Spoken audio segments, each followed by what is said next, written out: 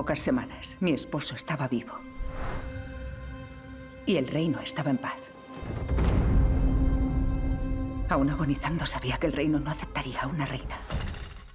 Well, hello guys, it's Gonzalo from Cartelera in Spain. First of all, Olivia, such a pleasure being here. And Phia, nice to see you again because I already interviewed you yesterday. Oh, yes, of course.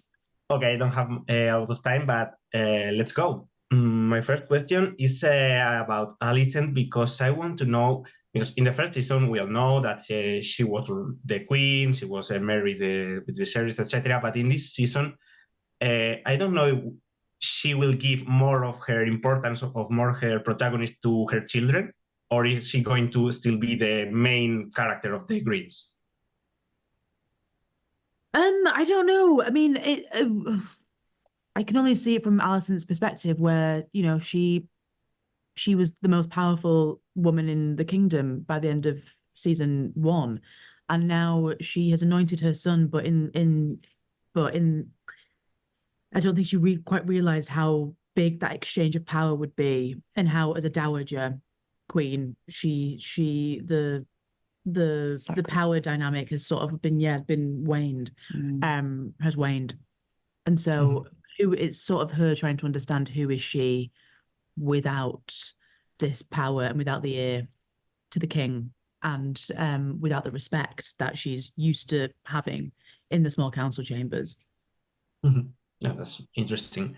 Now I also want to know how will the relation between her and Rhaenyra evolve, because in the first season it was like one of the key points of the House of the Dragon. So how will this relation evolve in this case? It's interesting. There's always a bit of a ripple effect between the two characters. One does something and the other character can't help but feel that there's this sort of invisible umbilical cord between them. And as Alicent's power is waning, you sort of see Rhaenyra's ascension, and that sort of like ebbed and flowed between the season 1 and now into season 2. That's interesting.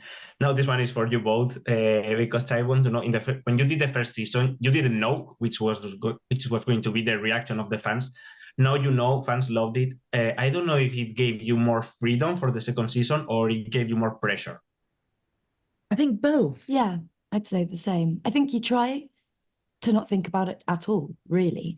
I think especially with it in a show where people do such reprehensible things, to bring in opinions into the room is kind of the death of a character.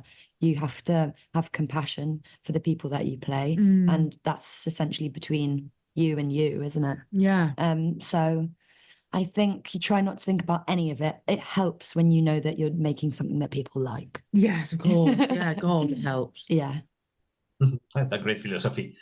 How is it preparing a character? Because everything is in the books, actually. So how is it preparing a character when you know her destiny, when the path is already done and you don't have to do it with her? Well, it's interesting because, there is like a fictional history book based on this fictional time period, but it's all based on hearsay. Yeah. And so what Sarah and Ryan have done is have taken these little nuggets of whispers within the realm about Helena and Alicent and really sort of extrapolated and also just made up their own stories, because there's big swathes of story where Helena and Alicent and Rhaenyra are missing. They're just from the history. So yeah, they're hither and thither. Yeah. So once the men are waging battle, what are the women doing in the castle and behind the scenes? That's actually a great interview. Okay, tell me, I have to wrap up. Yeah, guys, again, it's been such a pleasure, and congratulations, because the first 2 episodes at least are amazing. So I can't wait to see. Thank you so much. Thank you. Thanks, nice to see you again.